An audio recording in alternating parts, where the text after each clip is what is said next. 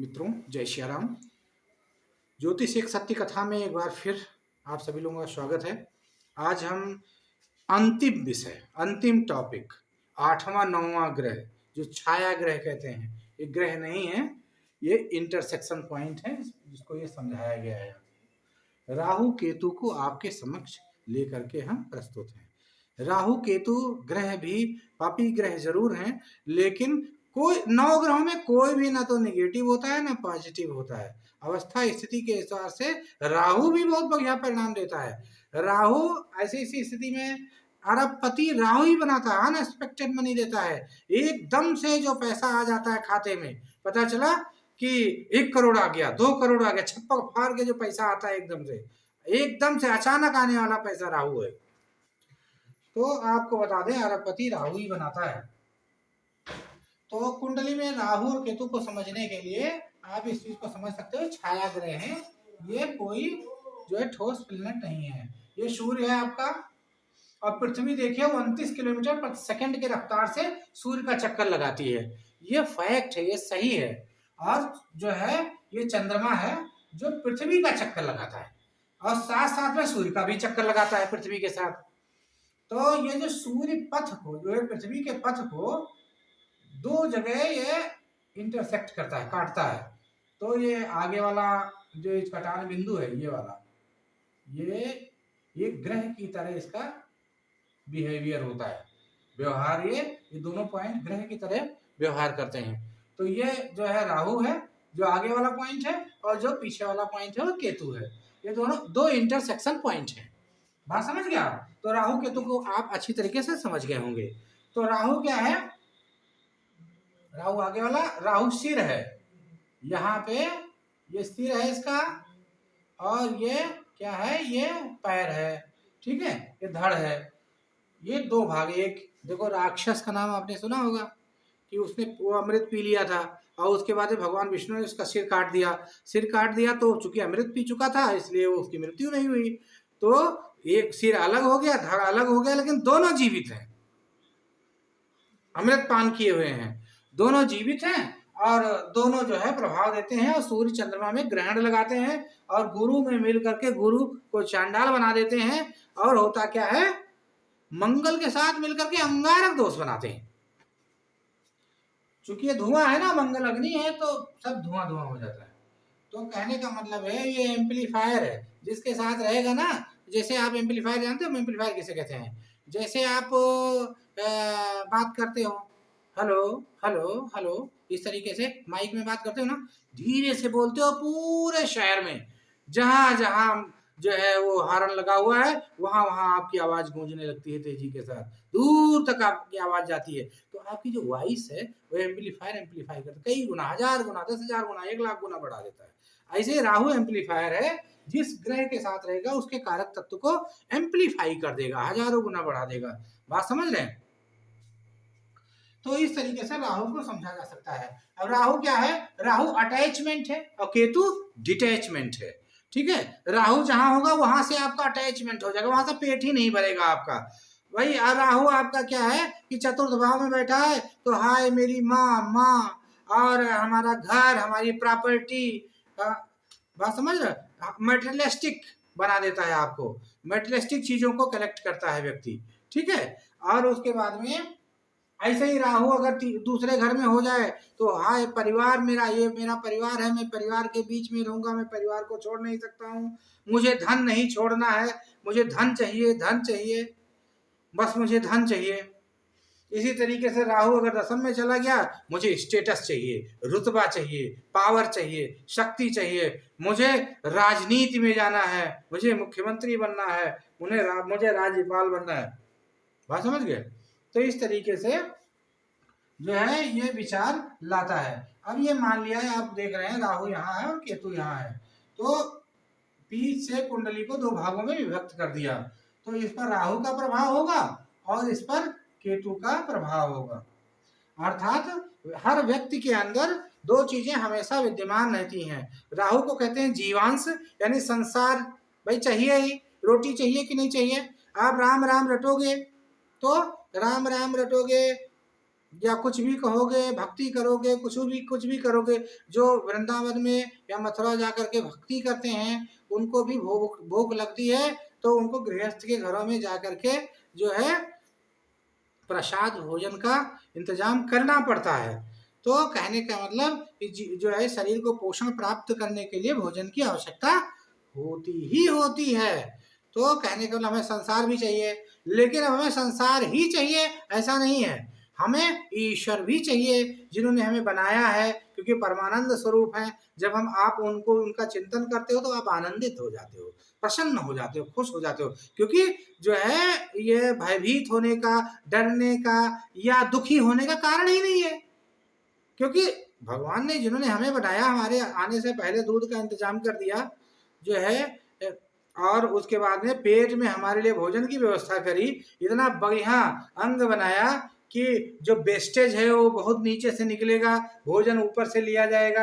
आजकल तो मूर्ख लोग घर बनाते हैं, वही बगल में किचन है, बगल में लेट्रिन बना देते हैं। वो जो है भगवान ने इतनी दूर बनाया है खाने वाला और लेट्रिन की व्यवस्था, और इंसान जा करके वही उसके बगल में ही कर रहा है। इसीलिए जो है, इसीलिए इतने रोग व्याधि बवाल जो फैला हुआ है वो सिर्फ इसीलिए फैला हुआ है।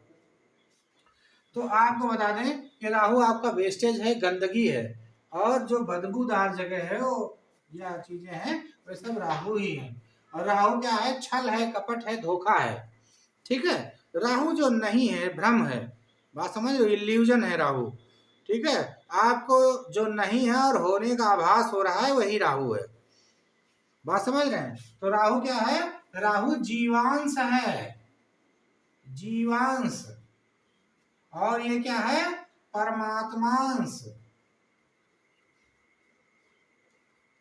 ये परमात्मांश है।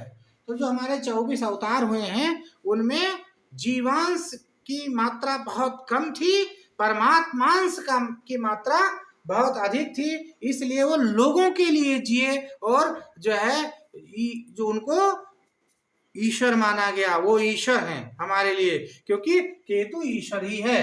कहते हैं केतु, शुभ केतु के आगे भगवान भी नतमस्तक होते हैं।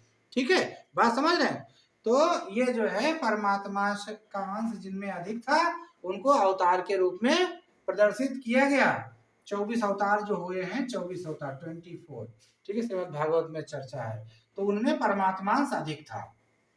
और जिनमें जीवांश अधिक होता है, हाय धन, हाय धन, इनसे भी ले लो धन, वहां से भी धन ले लो, कहाँ से पैसा आ जाए, कितनी फैक्ट्री लगा दो, कितनी दुकानें खोल दो, सबको लूट लो, किसी नौकर को तनख्वाह मत दो, कहीं कुछ ना करो, सारा हाय हाय, हमको हमको सब कुछ चाहिए, बहुत ज्यादा चाहिए।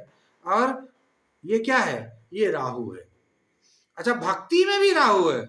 जो इस्कान वाले हैं ना, वो राहु वाले भक्त हैं, जो आदमी गा गा करके कीर्तन करता है, हरे रामा हरे कृष्णा हरे रामा।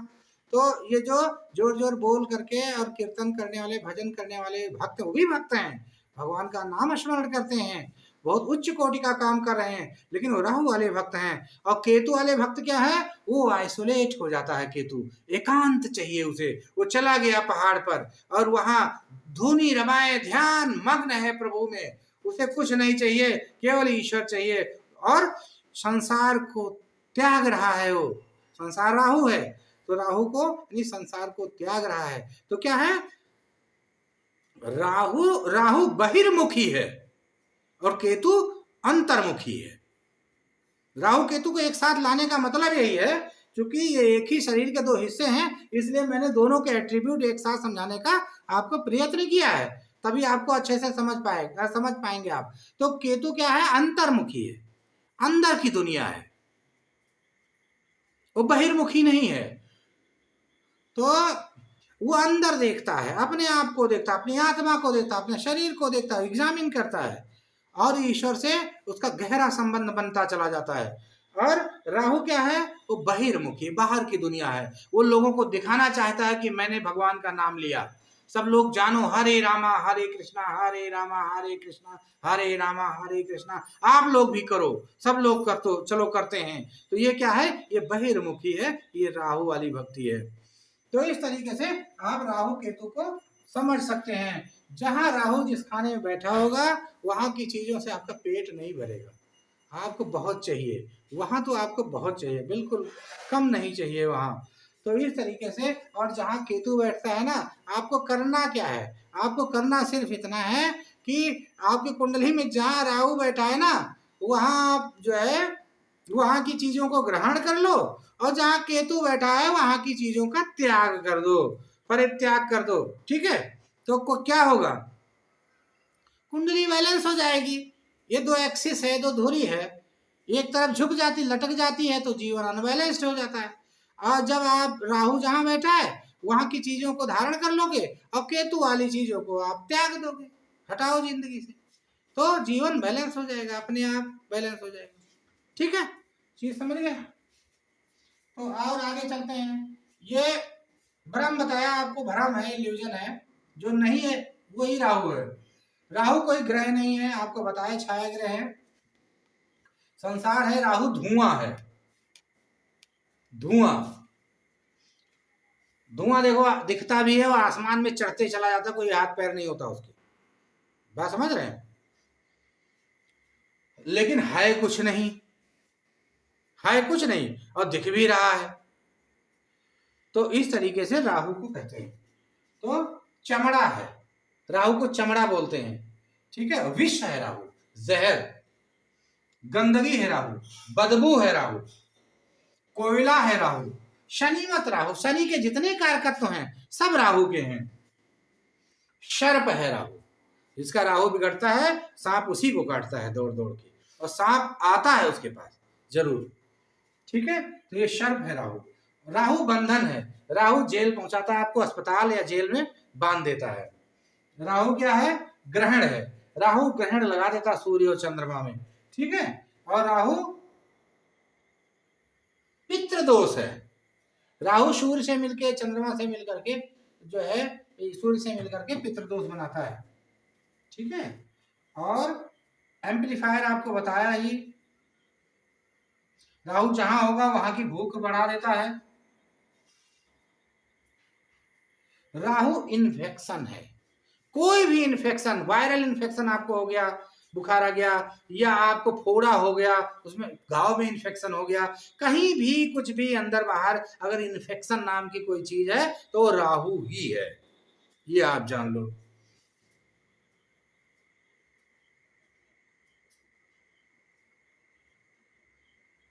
राहु आपका सिर है, ये गले से ऊपर का हिस्सा राहु है।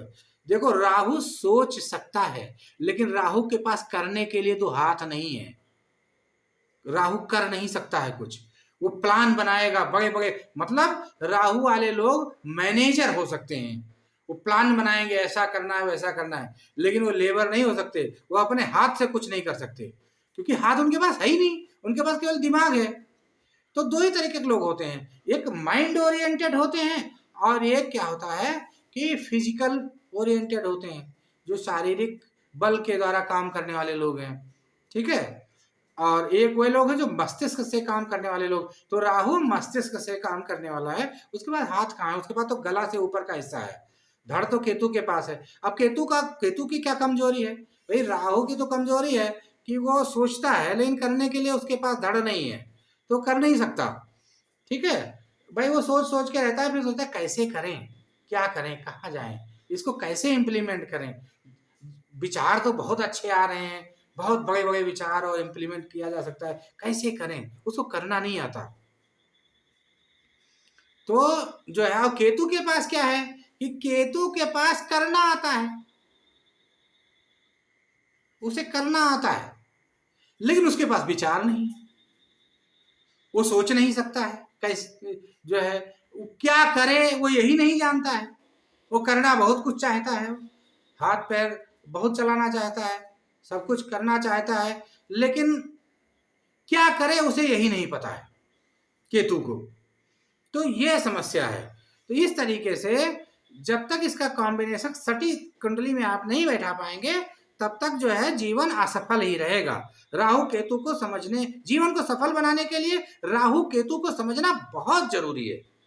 अगर आप राहु केतु नहीं समझ पाए तो आप जीवन को सफल नहीं बना सकते हो, जीवन आपका बिखरा बिखरा सा रहेगा।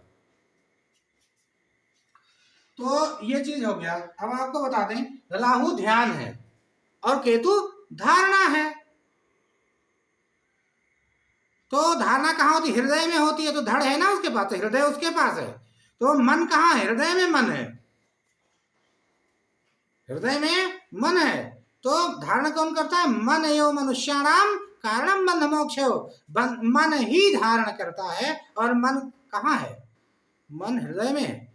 तो इसीलिए हृदय प्रदेश को जो यम बताया नहीं गया कि जो 7 चक्रों में जो हृदय चक्र कहा गया, तो वो जो है चंद्रमा उसे रिप्रेजेंट करता है, क्योंकि मन वही हृदय में ही है। तो जो है मन ही धारण करता है प्रत्येक विषय वस्तु को। तो इसलिए केतु धारणा है और राहु ध्यान है। तो ध्यान हमेशा धारणा के अधीन काम करता है। ध्यान तो जब तक राहु केतु को आप मिलाओगे नहीं, तब तक जो है ये काल पुरुष की बॉडी एक हो ही नहीं पाएगी। सिर अलग है, सोच कुछ रहे हो, कर कुछ रहे हो कुछ रहा है। तो इस तरीके से बिखरा हुआ जीवन है। तो धड़ और यहाँ पे कुंडली का मतलब सिर्फ इतना है कि सिर और धड़ को आपको मिला देना है, काल पुरुष को कंप्लीट कर दो, बस जीवन सफल हो जाएगा। इतना ही करना है कि जो सोच रहे हो और जिससे करना है, ये दोनों चीजें एक लाइन में आ जाए। जो सोच रहे हो जिससे करना है, जो सोच रहे हो वो अलग है और करना जिससे है वो अलग है, तो फिर परिणाम नहीं आएंगे, आ ही नहीं सकते। तो धड़ और सिर को एक में करना है। जो आप सोच रहे हो वो करना है। तो सोचोगे क्या आप? मस्तिष्क में क्या सोचोगे? जो धारणा हृदय में बनी हुई है, जो केतु धारण किए हुए है, ध्यान वही घटित होगा। ध्यान घटित होता है। आप कहते हो ना बच्चों से, अरे ध्यान लगाओ, ध्यान लगा के पढ़ो, ध्यान लगा के। अरे भैया, उसकी धारणा पता नहीं कहाँ घूम रही है, तो ध्यान उसका लगेगा कॉपी किताब में? लग ही नहीं सकता, क्योंकि वो धारणा तो बनाए क्रिकेट खेलने की, धारणा बनाए है शादी करने की, धारणा बनाए है प्यार कर रहा है, धारणा उसकी बनी हुई है, धारण तो उस लड़की को कर रहा है वो, और तो वो जीवन कहाँ सफल हो जाएगा? उसका ध्यान भी उसका वही घटित होगा, उसी लड़की की तरफ उसका ध्यान जाएगा बार बार। कि कॉपी किताब पे कहाँ ध्यान घटित होगा? उसका ध्यान तो हमेशा क्रिकेट में जाएगा, उसका ध्यान सचिन तेंदुलकर पर जाएगा, उसका अगर फुटबॉल में है तो रोनाल्डो के ऊपर जाएगा। तो कहने का मतलब यह है कि जहां उसकी धारणा उसने बना रखी है हृदय में, ध्यान वहीं घटित होगा। तो जो वो व्यक्ति चाह रहा है उसकी धारणा ही नहीं है उसके हृदय में, कि वो सोच रहा है उसके बारे में, तो फिर घटित कैसे होगा? ध्यान घटित हो ही नहीं सकता। ध्यान तो बार बार उधर ही खींचेगा जहां की धारणा है। तो मेन बिंदु काम कहां करना है? जहां केतु है। धारणा बनानी, अपने मन में धारण करना है उस विषय वस्तु को, जिस विषय वस्तु के बारे में आप आगे बढ़ रहे हो, उसको पूरी तरीके से आप मन में, मैंने इसको धारण कर रखा है तब मैं आपको बता पा रहा हूं। अगर मैं इसको धारण ना करता ना, तो इसको इस तरीके से मैं इस तरीके से एक्सप्लेन कर ही ना पाता। आजकल जो असफल लोग हैं, वो उनके पीछे सिर्फ एक ही रीजन है कि उनका राहु अलग काम कर रहा है, उनका केतु अलग काम कर रहा है, दोनों मिल के काम नहीं कर रहे। तो इस वजह से जीवन में असफलता आती है। असफलता आने का एक ही कारण है कि धारणा कहीं अलग है, और जहां धारणा है वहीं ध्यान हो रहा है, और व्यक्ति एफर्ट कहीं अलग डाल रहा है। जहां एफर्ट डाल रहा है ना तो वहां धारणा है और ना वहां ध्यान है। किसी भी व्यक्ति के असफल होने के पीछे सिर्फ यही एक रीजन है। तो राहु केतु को समझना कितना आवश्यक था, यह आप समझ सकते हो। अब हम आपको बता दें कि दोनों एक्सिस है, 180 गुणे 2 बराबर 360। ठीक है, राहु बड़ी से बड़ी चीज सोच सकता है।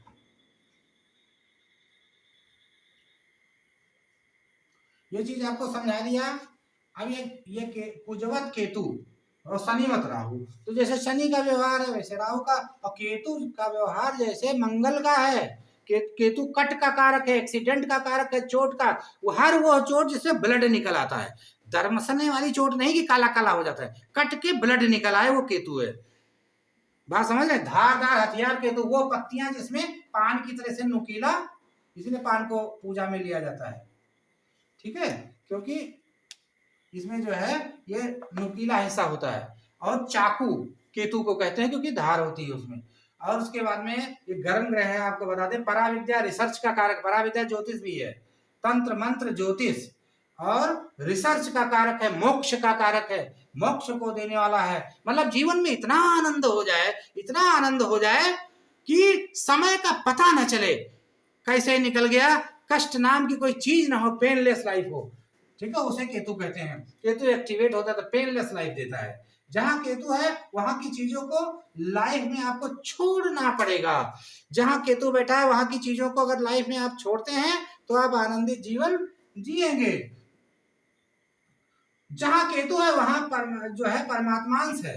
यह आप, जहां केतु है वहां की चीजों को आप भोग चुके हैं पिछले जीवन में, इस जीवन में वहां आपको कुछ नहीं करना। अगर दसम घर में केतु आपका है ना, तो इसका मतलब है कि पिछले जन्म में आप अपना काम सब पूरा कराए हो। अब आपको अपने लिए कोई काम नहीं करना है, अब समाज के लिए करना है, लोगों के लिए करना है। मेरा दसम का केतु है, इसीलिए मैं आपके लिए लगा हुआ हूं कि मैं आपको पूर्ण ज्योतिषी बना करके आपके जीवन के सफलता में जितने भी कांटे हैं, एक एक कांटे चुन लूं आपके रास्ते से, और आप जो है आपका जीवन खुशहाल हो और आप सफलता के मार्ग पर आसानी से आगे बढ़ सकें, ठीक है। ये मैं क्यों कर पा रहा हूं? क्योंकि केतु मेरा दसम का है। मेरा अपना काम कोई शेष ही नहीं है, मेरा काम तो सब हो गया है, और अब मुझे लोगों के लिए काम करना है, आपके लिए काम करना है। आप हमारे हैं, हम आपके हैं।